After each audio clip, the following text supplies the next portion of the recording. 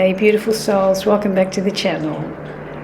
So if you're here, whether you've been here before, whether it's your first time here, chances are you've loved deeply and it cost you something.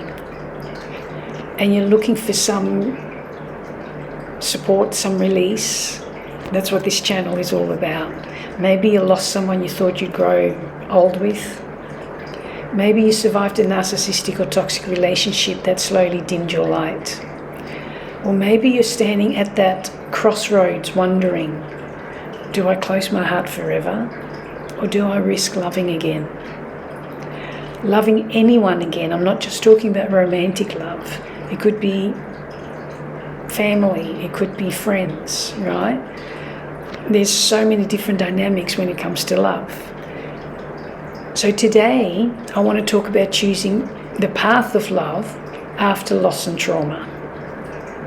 Not the kind of love that hurts you, but the kind that heals you. So take a breath with me. Just breathe in and exhale and know that you're safe here. So welcome to anyone new here. My name is Anne-Marie. I'm a transformation coach, a hypnotherapist, and a intuitive spiritual guide.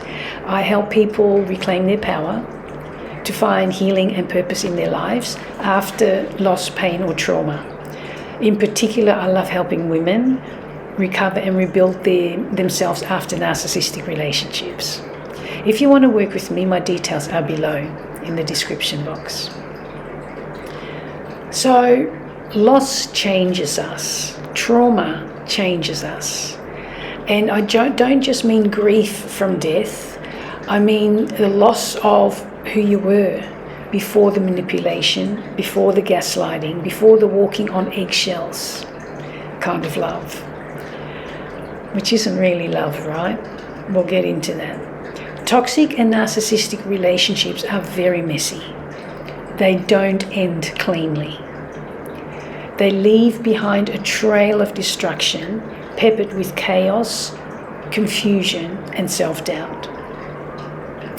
So if you feel guarded, numb, or exhausted by even the idea of intimacy, that doesn't mean there's something wrong with you. It just means your nervous system is so inflamed that it will take some inner work, some inner self-reflection, some inner healing to cool that nervous system back down. A very important point to understand for you to heal without getting stuck in anger, revenge, or bitterness. After pain like that, and often with narcissistic relationships in particular, it can be very destabilizing and can be very prolonged. Okay? After pain like that, many of us choose safety over softness because we lose faith. We build walls around us for protection. And yes, we need a buffer zone for a season while we're healing. But not walls, because they imprison us and they keep others out, including the good ones. And there are good ones out there, okay? It will stop us from loving again because love was once used against you. And now fear is riding shotgun. Choosing the path of love doesn't mean ignoring the past, minimizing the past, pretending it didn't happen. It means learning from it without letting it harden you. Now, there's a cold, painful truth, but necessary to accept as part of healing. If you were in a narcissistic relationship, chances are what you experienced wasn't love, and that might sting a little. It was attachment, a trauma bond, mixed with fear, control, and intermittent validation. Real love doesn't make you feel small, doesn't punish you for having needs or having a voice, and it doesn't punish you, it doesn't require you to abandon yourself to keep the peace and to keep others happy and comfortable. Real love feels steady and calm and consistent, not addictive. It feels safe, not dramatic, right? With narcissistic relationships, there's always drama. And the confusing part is it ends up getting flipped on you, and that makes you feel like you're the one that causes the drama when you're just trying to set your boundaries and have a voice in it. It allows you to take a breath and exhale.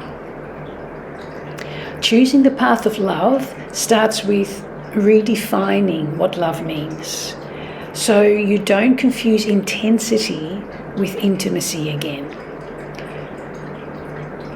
This part is really, really important, because choosing love after loss, after trauma, is not about filling the void. It's not about jumping straight into another relationship. I know I often hear people say, oh, the best way to get over someone is to find someone new. No, you're just going to bring all that old baggage into another relationship. And chances are, if you haven't healed properly, because we get tests that match our potential, not our comfort zone, okay? And if we haven't healed properly, we will attract the same tests. It will be the same wounds, just different faces and different places. Okay? So it's about choosing to speak kindly to yourself. And that takes practice when we're not used to it. To trust your own perceptions again. And again, that takes practice. Okay? So be gentle with yourself. To stop abandoning yourself for approval, for validation. Or to keep others happy, to appease them, to make them comfortable. Sometimes the bravest act of love is choosing yourself, especially if no one ever modeled that for you. When you choose yourself consistently, you raise the standard of every relationship that follows, because you're now living in self-respect and you understand boundaries. You don't shrink yourself anymore to make others uncomfortable, like I said. And you shine your light regardless of the opinions of others. Because you know what? If you shine, they will talk about you. If you don't shine, they will talk about you. So you may as well be yourself and shine. Healthy love is slow and gentle. It doesn't force, it doesn't control. And if you're used to chaos, slowness can feel boring. It can feel like something is missing, even scary. But slow and gentle love respects boundaries, listens when you say no, and doesn't rush your healing. You don't need to prove that you're lovable. You don't need to over-explain yourself. You don't need to perform wellness. The right kind of love will meet you where you're at, not where you pretend to be. Choosing love after loss is an act of courage. And the best way to really choose the love, it's not choosing someone else first, it's choosing myself, loving myself first. Then the right love will come along, whether it's romantic, whatever. It might heal family relationships, it might heal friendships, whatever relationships that you're struggling with at the moment.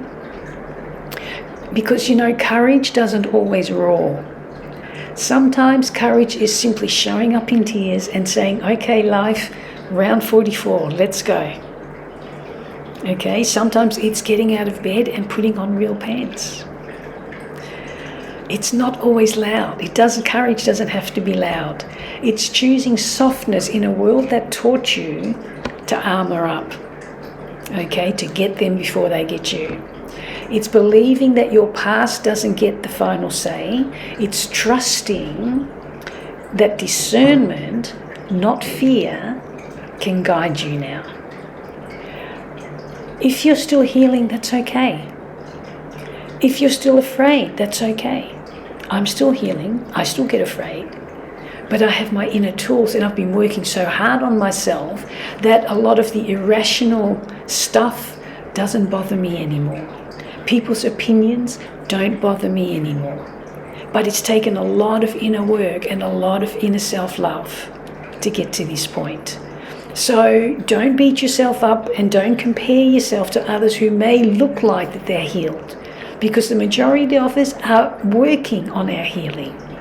And that's what we love to share, that, you know, that we're still human. We are still learning. We're not on top of the mountain yet, okay? So you're not alone. We're walking with you. And when you're ready, whether that's with yourself, a friend, a future partner, a family member, love will feel less like survival and more like coming home to yourself. And if this resonated with you, please let me know in the comments. I'd love to hear, you know, what you're working with at the moment, and let me know if this video is helping you, because know that you are not alone on this path. I'm here. This community, I know it's still very small, but I'm still, you know, giving it a chance to grow. And I will keep showing up for myself and for anyone who needs that support to honour themselves. So until next time, as always, so much love from my heart to you.